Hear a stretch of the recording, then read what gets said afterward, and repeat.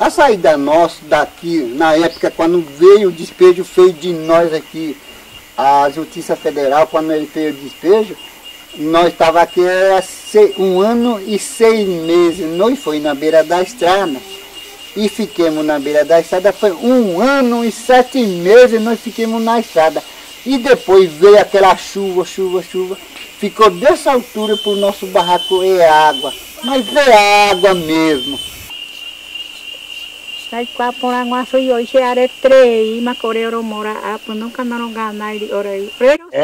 nós ficamos lá quase 2 anos ali morando na BR-63, que não tinha nem ajuda para nós. Tem hora nós comia, tem hora nós não tinha nada. Tomava água só e passava o resto do dia com água. E mesmo aqui as coisas que nós estamos aqui dentro do mato, não tem nem ajuda para nós. Tem hora que nós comemos, ou então nós pegamos fruto do mato para nós comer, aqui dentro do mato. Para nós plantar, não tem nenhum lugar para nós plantar, porque o mato está cheio, nós não dá para derrubar, porque é proibido para cortar essa madeira ou derrubar algumas árvores.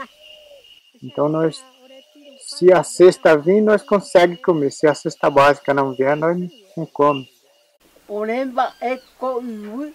Será que vai demorar muito desse trabalho de vocês, quando cada de vocês vem aqui e fala uma coisa e a gente deixa vocês, a gente satisfeito, alegria, e depois a gente estamos esperando e nunca não aparece do que vocês trabalhou e nós ficamos esperando e não vê. A gente não está acreditando em quase nada do trabalho de vocês, porque eu estou velhinho, já estou morrendo, eu acho que eu não vou ver mais a demarcação de terra, porque eu sou velhinho.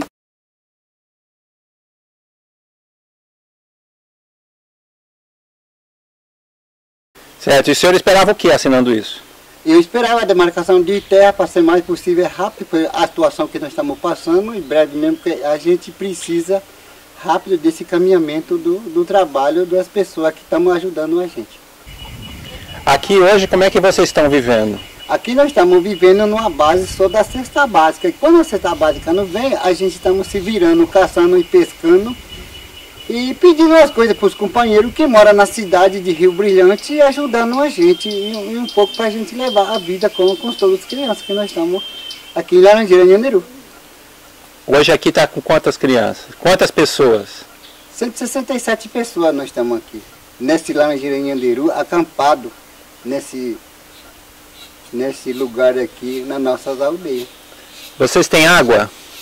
Nós temos, só é poço de água só. A poço que nós faz em manual que nós estamos usando.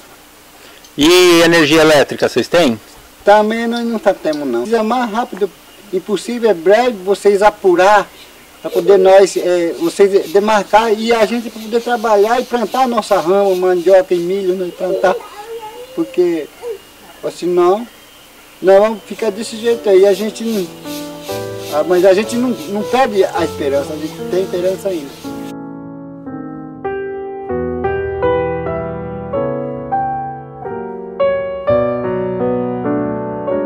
Esse é um retrato de que o discurso governamental, que é o discurso, inclusive, que é usado internacionalmente para apontar o Brasil como suposto defensor das populações indígenas, é um discurso, no mínimo, contraditório, porque ele não espelha a realidade de todo o país.